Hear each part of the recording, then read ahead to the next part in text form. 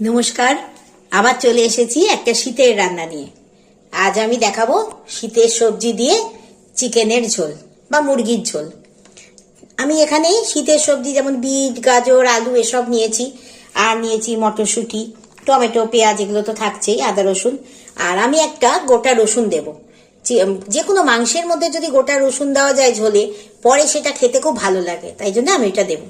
তাহলে চলুন কেমন করে রান্না করছি দেখাই। আমি একটু তেল দেবো এবার।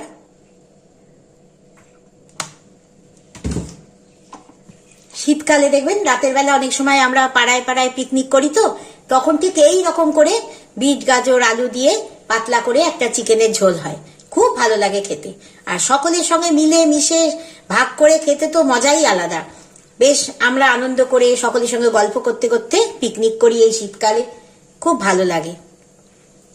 তেলটা একটু গরম হোক। তেলটা গরম হয়ে গেছে, এবার আমি এর মধ্যে ফোড়ন হিসাবে দেব তেজপাতা, ছোট এলাচ আর একটু দারচিনি।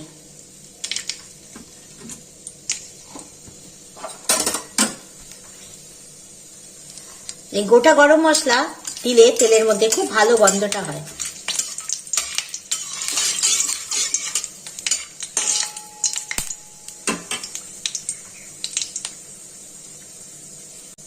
ফোড়নটা হয়ে গেছে, আমি এবার এর মধ্যে দিয়ে দেবো পেঁয়াজ কুচি।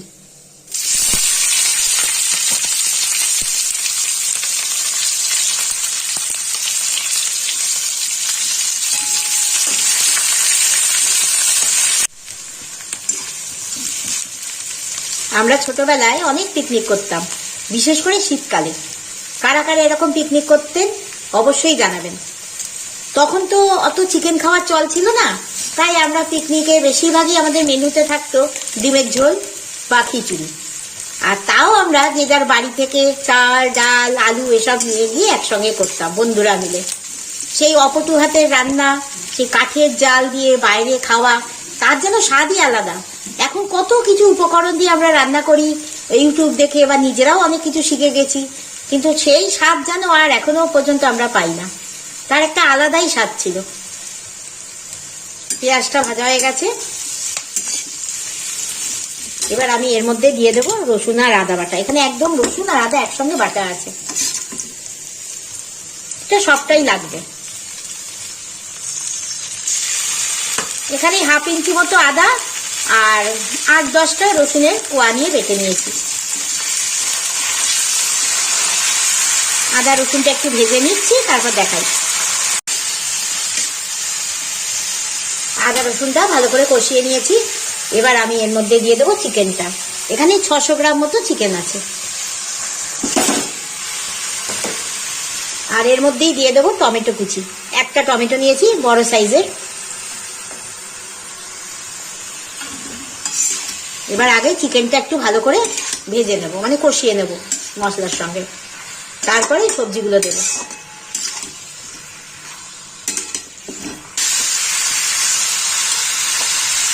চিকেনটাকে মিশিয়ে নিয়েছি আদা রসুন বাটার সঙ্গে ভালো করে।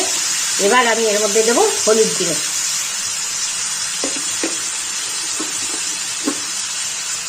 আর দেবো লঙ্কার গুঁড়ো। ঝাল দিয়ে যেমন খাবেন সেরকম দেবেন। নুন আর ঝালটা স্বাদ মতো, যে যেমন খাবেন তেমন।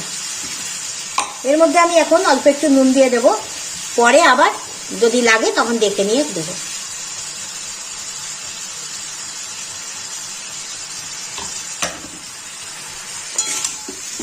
ভালো করে মশলাটা মিশিয়ে নিই। এখন তো বেশিরভাগ মানুষেরই শরীরের জন্য মটন খাওয়া নিষেধ থাকে, বা খেলেও হয়তো খুব কম, মাঝে মাঝে মাসে একবার। চিকেনটাই বেশি খাওয়া হয়, তাই চিকেনটা একই রকম ভাবে রান্না না করে যদি নানান রকম ভাবে করা যায়, তাহলে তার স্বাদটাও ভালো হয়, আর একই রকম ভাবে খেতে খেতে বোর হওয়ারও কোনো চান্স থাকে না।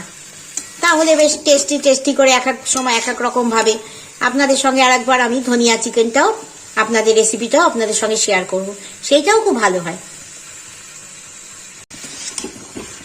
এবার আমি এর মধ্যে দিয়ে দেব এই সবজিগুলো।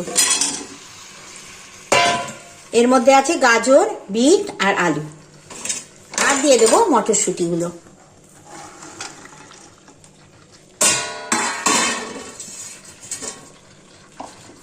এবার খুব ভালোভাবে কষাবো। যে কোনো মাংস, মটন হোক আর চিকেন হোক, যতটা কষবেন তত ভালো স্বাদ হবে। আর যে কোনো মশলার যে কাঁচা গন্ধটা থাকে, যেমন আদা, রসুন, হলুদ, লঙ্কা, প্রত্যেকেরই তো একটা আলাদা কাঁচা গন্ধ থাকে, সেইটাও চলে যায়।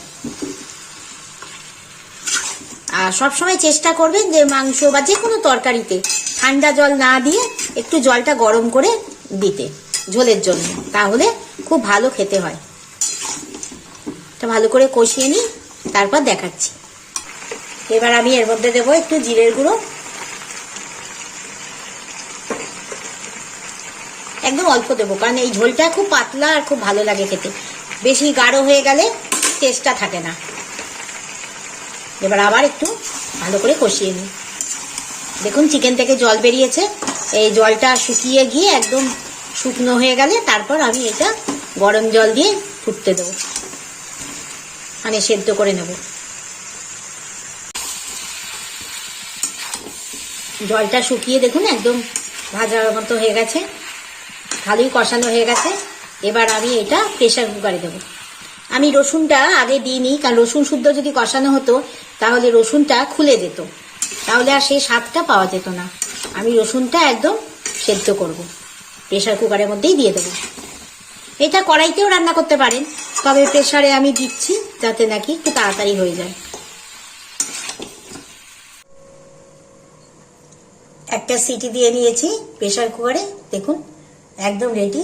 এবার আমি এর মধ্যে দিয়ে দেবো একটু গরম মশলা, অল্প একটু গরম মশলা দিয়ে দিলাম। এবার একটু ফুটে উঠলে নামিয়ে দেখাচ্ছি। শীতের স্পেশাল মুরগির ঝোল দেখুন একদম রেডি। এটা একটু খুবই হালকা আর খুব ঝোলটা একটু বেশি হয়, খেতে খুব সুস্বাদু হয়। বাড়িতে একবার করে খাবেন, দেখবেন অবশ্যই আপনাদের ভালো লাগবে। আর যদি ভালো লাগে আমার পাশে থাকবেন, আগামীতে আরো ভালো ভালো রেসিপি আপনাদের সঙ্গে শেয়ার করব। সকলে খুব ভালো থাকবেন, নমস্কার।